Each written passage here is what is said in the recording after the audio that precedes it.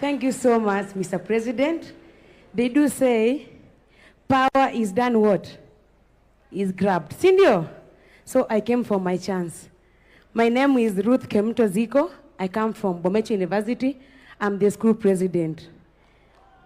Nilinua mkono huko sana lakini hawakunipea. So nimeamua kuikujia mwenyewe. So Mr. President, before maybe I give on the way forward, I had some good agendas that I wanted to give on this vision beyond 2030. 2030 is for the youths, is for the children that were here. So whatever that the parliament, the people sitting here will be doing is for us. It's for the coming generation. So give us the voice.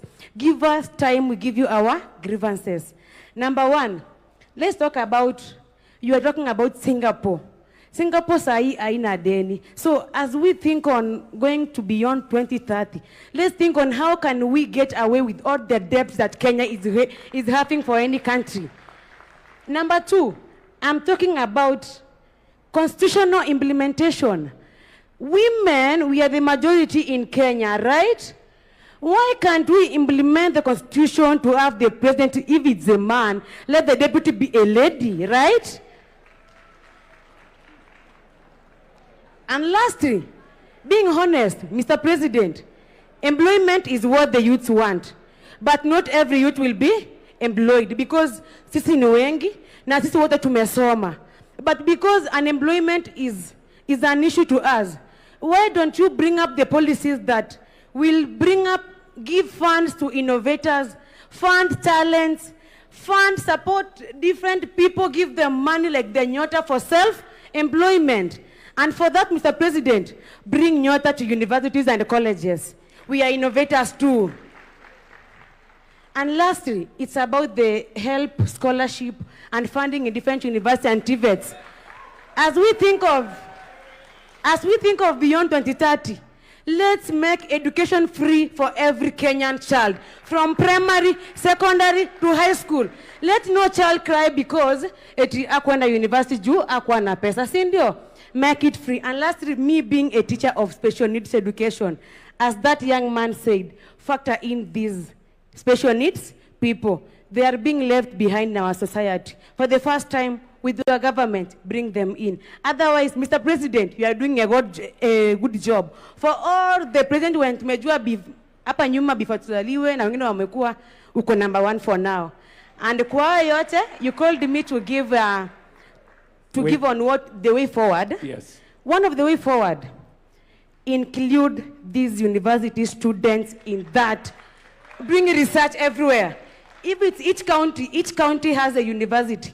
And Mr. President, if there is a county that has no university, in this vision beyond 2030, include every county to have a university so that it can factor in every learner.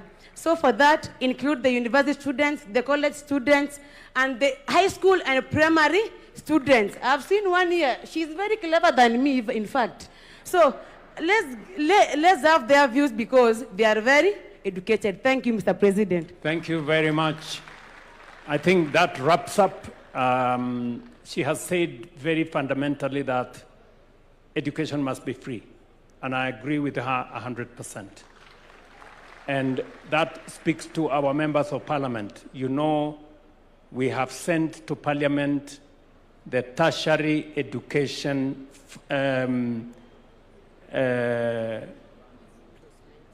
placement and funding bill. Tertiary education funding, placement and funding bill. We want that bill as soon as possible to get out of parliament so that we can implement a program that every child that is placed in a learning institution, in a TVET, in a Kenya Medical Training College, or in a university, all of them get funding for their education without exception. And that learning and education is not pegged on the ability of the parent. It is pegged on the intellectual capacity of every student. You do the course for which you are suited and you have applied for. and government of Kenya must make sure that funding is available. That is already in the works. And you have told us we should include young people, we should include universities in this process, and therefore I think we are set. Thank you very much. Hand it over to the people running the program. All right, and at this point I'd like to say, let us all just give a warm clap to ourselves, appreciating the fact that when history is written, your name will be written as one of those who sat through the process that changed the trajectory of this